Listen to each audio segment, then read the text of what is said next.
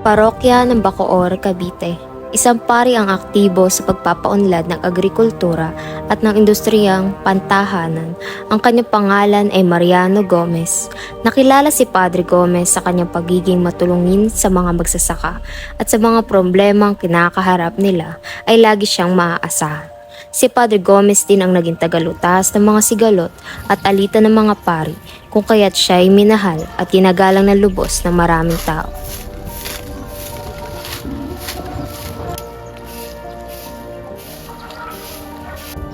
Magandang araw din po, Padre. Magandang araw, Padre.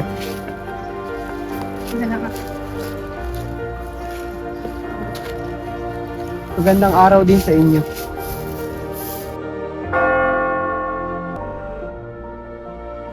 Jacinto Zamora, isang paring pansamantalang na destino sa parokya ng Pasig sa kabila ng mataas na marka at pagkakapasa sa isang pagsusulit. Siya ay binigyan ng hindi permanenteng posisyon kadahilan ng isa lamang siyang indio.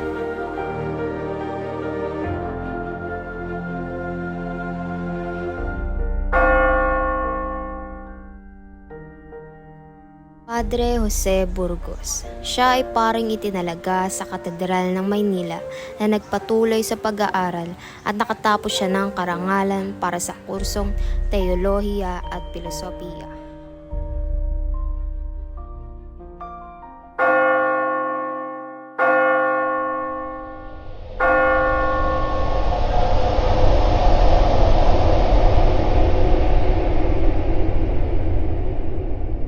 Hindi mo napapansin, alibi tayo sa sarili nating bayan. Ayaw nilang matuto tayong mag-aral dahil gusto nilang magalian ang ating bayan. Dapat ay magkaroon tayo ng sarili nating pagpapasya at kung anong dapat at nais natin. Pinubulag nila tayo sa katotohanan. Dapat tayong mamulat para sa ating bayan. Tama, mga kasama! Inaalipin na tayo ng mga Kastila. Mahigit 300 taon nang muli nang sakupin ng mga Kastilang konkistador ang misyonaryong Katoliko ang Pilipinas. Nagmistulang batas ang kanilang mga salita na sinunod ng kanilang kapuluan. Ang sinumang sumuway ay malupit na pinahihirapan at pinapatay. Ito ang 1872 Cavite Mutiny. Layunin ng mga Pilipino na patalsikin ang gobyerno ng mga Kastila dahil sa pwersang pag-alis nito sa kanilang mga karapatan.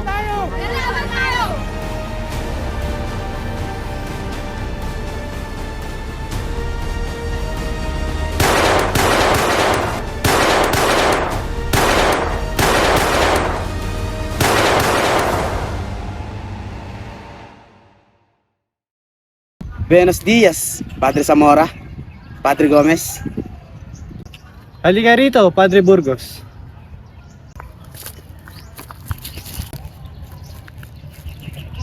Burgos, Padre Gomez, inahanayaan ko kayo bukas dumalo sa imbitasyon ni Kapitana. Ako, Padre Zamora, ako'y tatanggi muna.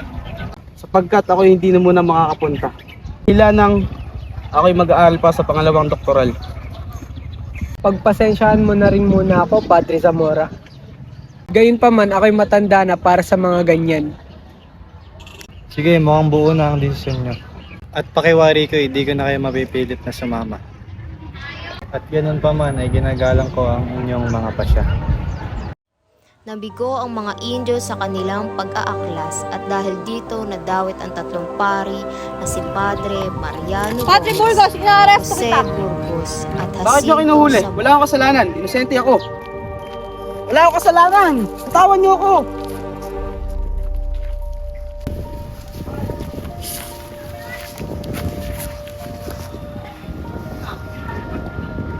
Ayun si Padre Zamora.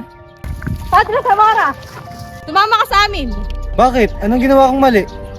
Alaman namin isa ka sa kasabwat sa pag-alsa.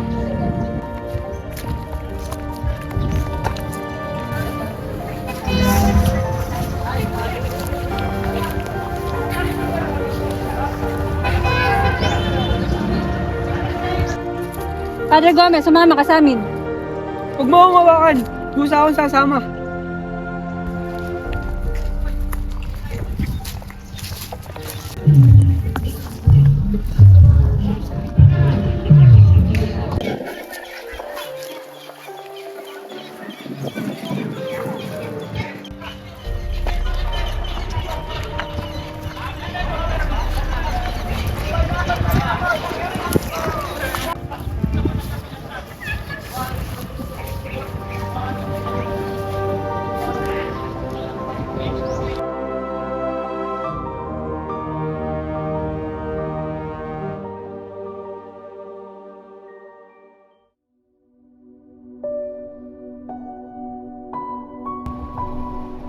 Sa paghatol sa atin ng kamatayan, sana mamulat ang taong bayan.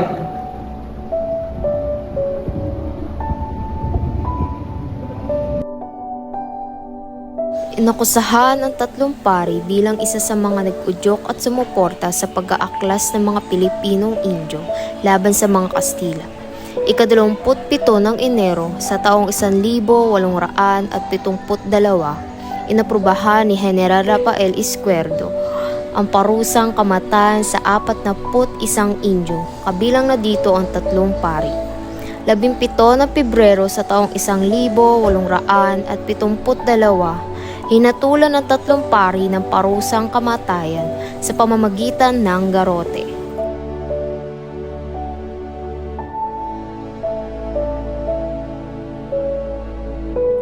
Wala akong kasalanan!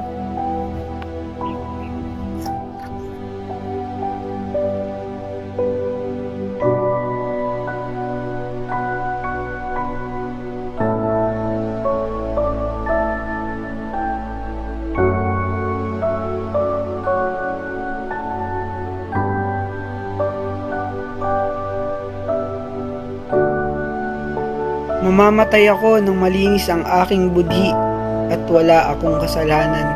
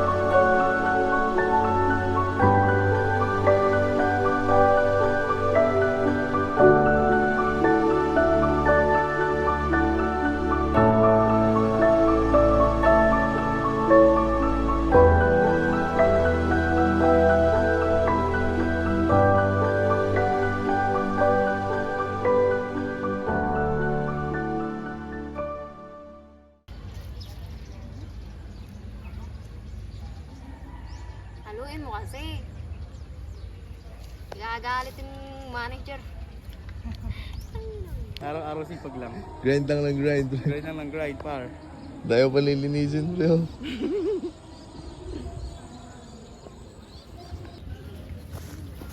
Kailangan na natin lumaban. Tara na, para sa ating mga karapatan. Laban tayo! Tiyang, kung gayon, ay lalaban tayo para sa ating mga katipunan. Ano ba? Ang layo ka rin. Ano pa nung katipunan ah? Kung gayon, lalaban tayo para sa ating mga karapat. Kung gayon, ay lalaban tayo para sa ating katipunan.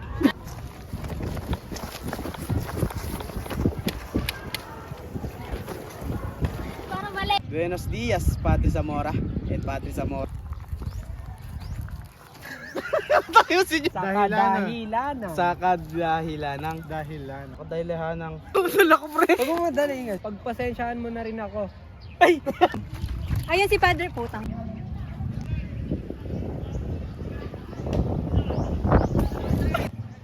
Pati baka masundit yung mata ko dyan.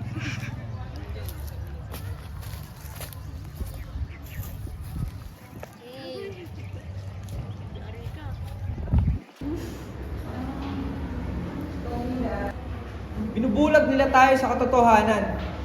Dapat tayong mamulat para sa ating bayan. Binubulag nila tayo sa katotohanan. Binubulag nila tayo sa